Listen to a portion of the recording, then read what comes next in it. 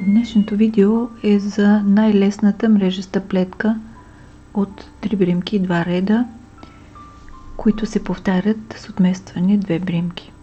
Започваме. Първи ред от лицевата страна. Сваляме крайната бримка и плетем. Една наметка, 3 лицеви, след което с лявата кука подхващаме третата бримка от дясната, прехвърляме я върху другите две и я спускаме. Бримките отново са 3.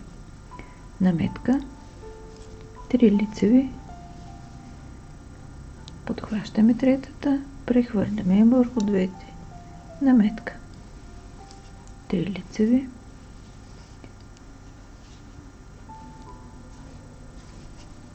наметка, 3 лицеви.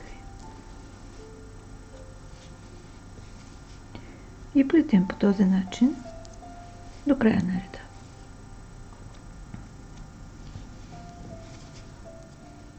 Втори ред от опаковата страна. От началото до края на реда всички бримки плетем опаково.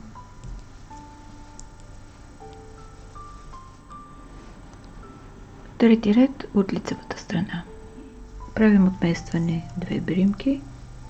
Следващите 3, централната трябва да попада в наметката от предходния ред. Правим наметка, 3 лицеви. Третата бримка подхващаме, прехвърляме върху двете и спускаме. Наметка, 3 лицеви. Третата бримка прехвърляме върху двете. Наметка, 3 лицеви.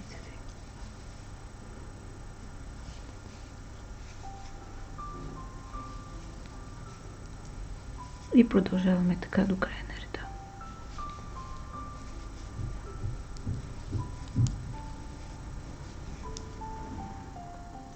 Четвърти ред от опаковата страна.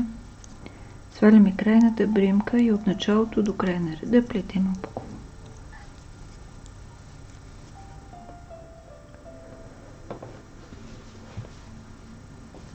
Тази лесна за изпълнение мрежичка е подходяща и за начинаещи.